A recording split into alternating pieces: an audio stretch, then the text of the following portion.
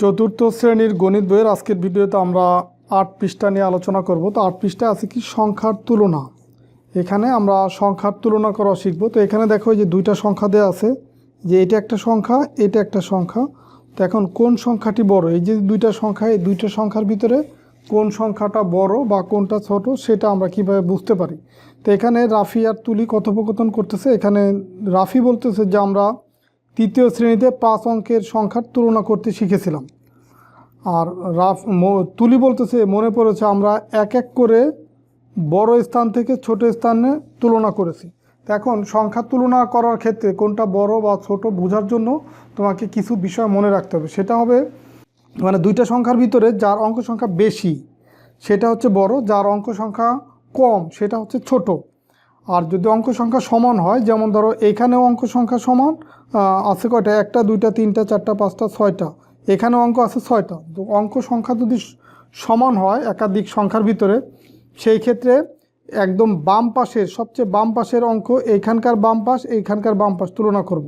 তারপরে এটা তুলনা করব, এটা তুলনা করবে, তুলনা করে যার অঙ্ক সংখ্যা বড় পাবো সেটা হচ্ছে বড়। তো এখন এখানে দেখো এই একক, দশক, শতক, হাজার, অযুত, লক্ষ পর্যন্ত আছে।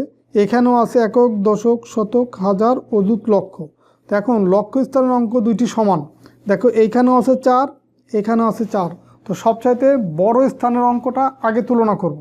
যেহেতু অঙ্ক সংখ্যা সমান, এখানেও তোমার 6টা এখানেও 6টা, তো সবচেয়ে বড় স্থানের অঙ্কটা আগে তুলনা করব। এখানে 4 এখানেও 4 পেলাম। তো যদি একই হয় সেক্ষেত্রে আমরা কোনটা বড় ছোট আমরা সেটা বুঝতে পারবো না।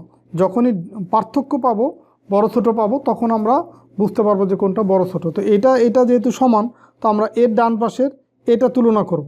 তো এখানে দেখো এখানে আছে 8, এখানে আছে 2, তার মানে এই 2-এর চেয়ে 8 কিন্তু বড়। আমরা দেখো সংখ্যা যে জানি 1 2 3 4 5 6, এইভাবে যদি আমরা ধরো 9 পর্যন্ত যাই বা এইভাবে যদি যেতে থাকে আরও, তো এই প্রথম যে সংখ্যাটা অঙ্কটা আসবে বা সংখ্যাটা আসবে সেটা হচ্ছে ছোট তার ডান পাশের তুলনায়। যেমন 1-এর তুলনায় 2 বড়, আবার 2-এর তুলনায় 3 বড়, 3-এর তুলনায় 4 বড়। যত আমরা উপরের দিকে যাব তত আমরা আগেরটার চেয়ে বড় সংখ্যা পাবো। তো এখন দেখো এখানে 2 আছে আর 8 তো আমরা আরও পরে পাবো না, 2 3 4 5 6 7 8। তো 8 হচ্ছে 2-এর তুলনায় বড়।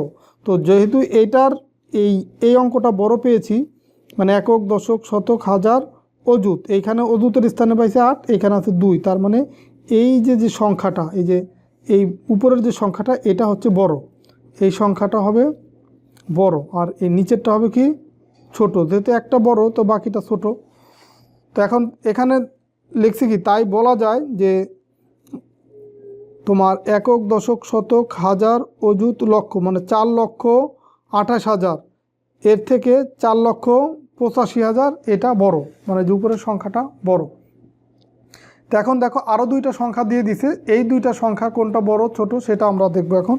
এখানে দেখো এখানে তোমার অঙ্ক আছে এই 3টা 2টা 5টা, 5টা 2টা 7টা, এখানে আছে 3টা 2টা 5টা আর 2টা 7টা।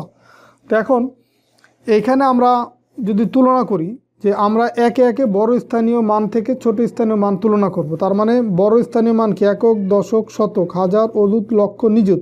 প্রথমে আমরা নিযুতের স্থানটা তুলনা করব। এখানে আছে 5, এখানেও আছে 5।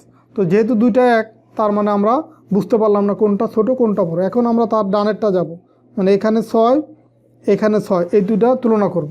এখানে দেখো আমরা এই একক, দশক, শতক, হাজার, অযুত, লক্ষ, লক্ষর ঘরে এখানেও লক্ষ আছে 6, এখানেও লক্ষ আছে 6। তো এটাও আমরা বড় ছোট বুঝতে পারলাম না। এরপরে তার ডানেরটা যাব, এই দেখো এইখানে আছে 2, এখানেও আছে 2, তার মানে এটাও যা আছে এটাও তাই আছে একই।